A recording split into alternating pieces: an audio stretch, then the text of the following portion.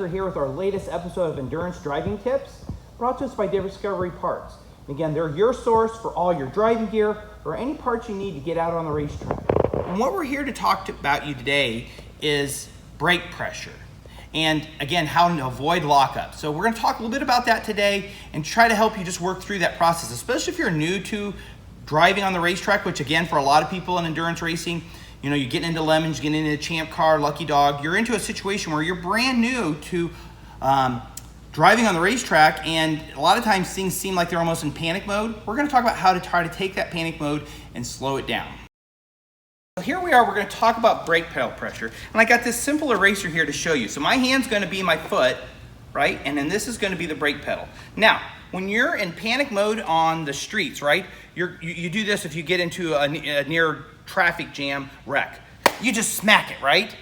Well, guess what? If you do that on 200 wear rating tires and in cars that are most likely 1980s and 90s when ABS wasn't so sophisticated, you're gonna lock up the tires every time. You're gonna get flat spots, you're gonna have white smoke, and you're actually not gonna actually have really, really good lap times. So let me just talk about how I approach it, especially when I get into cars such as, years ago I used to race in a Mazda MX-6. We didn't even have double pistons. They were single piston calipers. Again, many of you out there are having single piston calipers, and the car didn't like the heavy brake. The ABS wasn't that good back in 1994. So here's a technique I had to learn. So when you go to talk to the brake pedal with your foot, it's not a battle.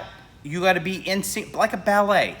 You come into it and you want to talk to it first. So if you have to brake a little earlier than threshold braking, but you're starting to get the brakes engaged with the rotors, when all the tires engaging with the ground, touch into it. This isn't like 5 seconds of this, but you come in, touch it, and then start to push into it, okay? So that way you're starting to engage everything together and then start to push into it. And sometimes it's nice to not use your toes. Use them like the ball of your foot. And when you're doing that, you'll be pushing into it. So again, don't smack it.